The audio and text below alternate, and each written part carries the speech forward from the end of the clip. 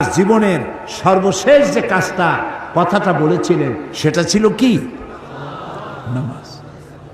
ইন্তেকালের 5 দিন আগে প্রচন্ড জ্বর হলো, মাথায় যন্ত্রণা হলো, বারবার বেহুশ হয়ে পড়েন। যে রাত্রে ইন্তেকাল করবেন সেই রাত্রে সাহাবায়ে কেরাম কেউ ঘরে ফেরে নাই, সবাই কাঁদতেছে। সকলের ধারণা নবীজি খুব তাড়াতাড়ি বিদায় হয়ে যাবেন। ঘরের মধ্যে স্ত্রীরা কাঁদেন, জামাই কাঁদেন, নাতি নাতনি কাঁদেন। সব থেকে বেশি কাঁদছেন হযরতে মা ফাতিমা রাদিয়াল্লাহু তাআলা আনহা।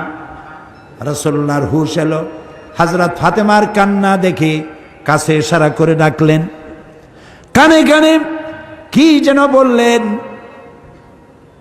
হযরত ফাতেমার কান্না বন্ধ হয়ে গেল।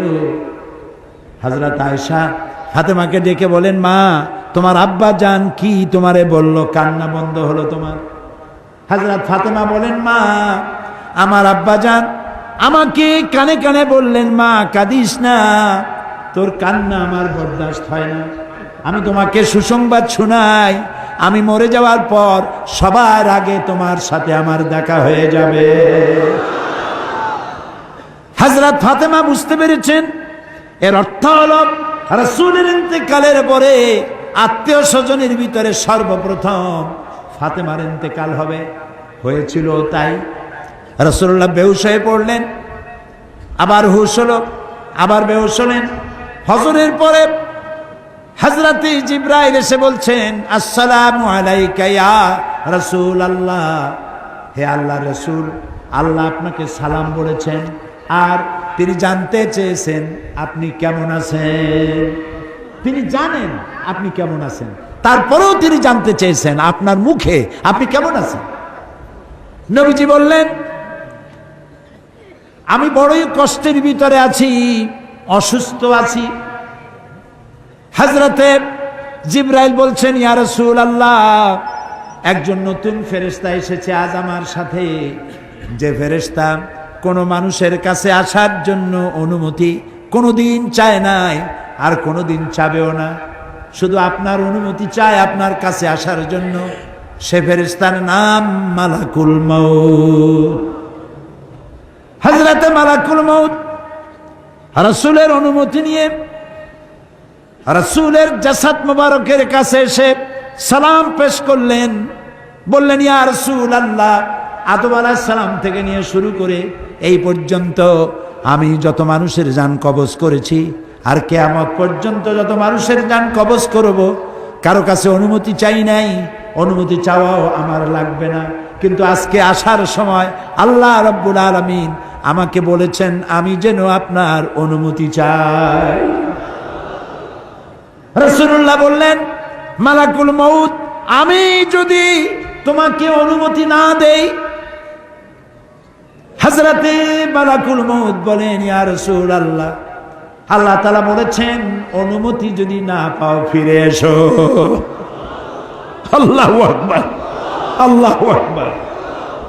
হযরতে জিবরাইল বলেন, ইয়া রাসূলুল্লাহ, আল্লাহ রাব্বুল আলামিন আপনার সঙ্গে দিদারের ইন্তজার করতেছেন। নবী বললেন, মালাকুল মউত, তুমি তোমার কাজ শুরু করতে পারো। মালাকুল মউত যখন জান কবজ করতে যাবে, রাসূলুল্লাহ বললেন, আয়েশা একটু কাছে আসো। ওই যে সোনা ছিল কয়েক টুকরা, সোনাগুলোর খবর কি? 6 টুকরা, ছোট্ট ছোট্ট 6টা টুকরা সোনা ছিল, সোনাগুলো কই? হযরত আয়েশা বলেন, আমি তার যত্ন করে রেখেছি। নবীজি বলছেন, এক্ষুনি স্বর্ণ টুকরাগুলি সদকা করে দাও। আমি মুহাম্মদ সাল্লাল্লাহু আলাইহি সাল্লাম আল্লাহর দরবারে এই অবস্থায় উপনীত হতে চাই না যে মুহাম্মদের ঘরের ভিতরে সোনা আছে। হযরত ওমর রাদিয়াল্লাহু তাআলা আনহু রাসূলের সঙ্গে দেখা করতে গেছিলেন একদিন। ঘরে মা আয়েশা ছিলেন না। হযরত ওমর সালাম দিয়ে ঘরের মধ্যে ঢুকে দাঁড়ায় দাঁড়ায় কাঁদতেছেন, বাচ্চা শিশুর মতো ডুকরে ডুকরে কাঁদছে। রাসূলুল্লাহ জিজ্ঞেস করছেন, ওমর কান্দো কেন? হযরত ওমর বলছেন, আমি বিশ্বনবীর ঘর দেখতেছি, ছোট্ট একটা ঘর, এক কোনায় একটা সরাহি পানি রাখার পাত্র কাইতে হয়ে পড়ে আছে, একটা গ্লাস কাইতে হয়ে পড়ে আছে, আর এক কোনায় 1 কেজি কি আধা কেজি জব পড়ে আছে, আর রাসূল শুয়ে আছেন দড়ি দিয়া বুনানো একটা খাটিয়ার উপরে, চাদর নাই, বালিশ নাই, হাত মোবারক মাথার তলে দিয়ে শুয়ে আছে, পিঠ মোবারকে দড়ির দাগ কেটে আছে। হযরত ওমর বলছেন, ইয়া রাসূলুল্লাহ, আমি তো বরদাস্ত করতে পারছি না, বিশ্বনবী তার পিঠে দড়ির দাগ,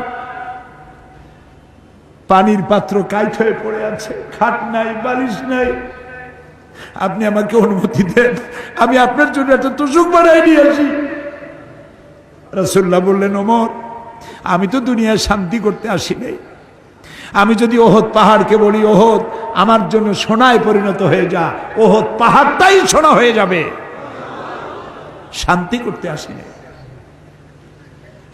নবীজি বললেন, আয়েশারে সোনাগুলি বিতরণ করে দাও, সাদকা করে দাও। মালাকুল মউতকে বললেন, তুমি তোমার কাম সারো। জান কবর শুরু হয়ে গেল।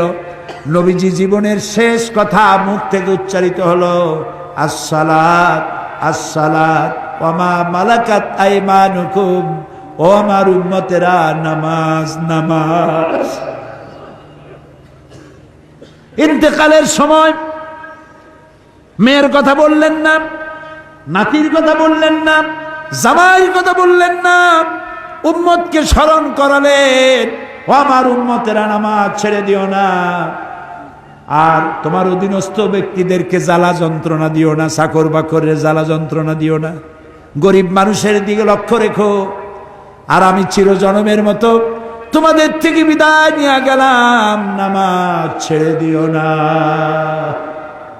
কিয়ামতের দিন ওই রাসূল যদি আমাদেরকে উম্মত বলে পরিচয় না দেন, জান্নাতে যাওয়ার উপায় নাই।